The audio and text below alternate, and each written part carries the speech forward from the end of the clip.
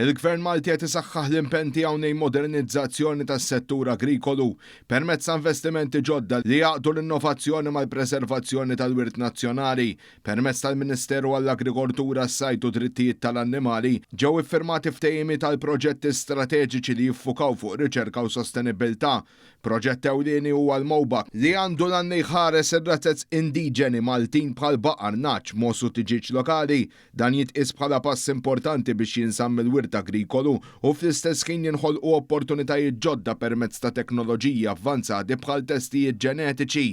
Il-Ministru Anton Refaro sostna li dawn l-inizjattivi jirriflettu viżjoni biex jinbena settur modern mingħajr ma jintilfu l-eruq tradizzjonali.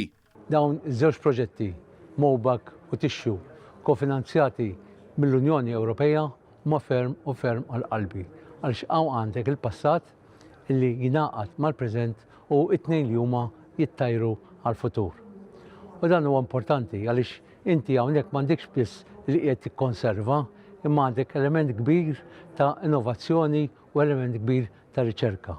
L-iskop huwa ewlieni biex dejjem insaħħu l-katina tal-ikel. Wara kollox dik hija l-viżjoni ta' Malta 2050. Tħabbar ukoll investiment ta' madwar 890,000 euro fi proġett ta' Tixxu Culture biex jissaħħu l-laboratorji u r-riċerka dwar siġal tal-frott u dwiri lokali.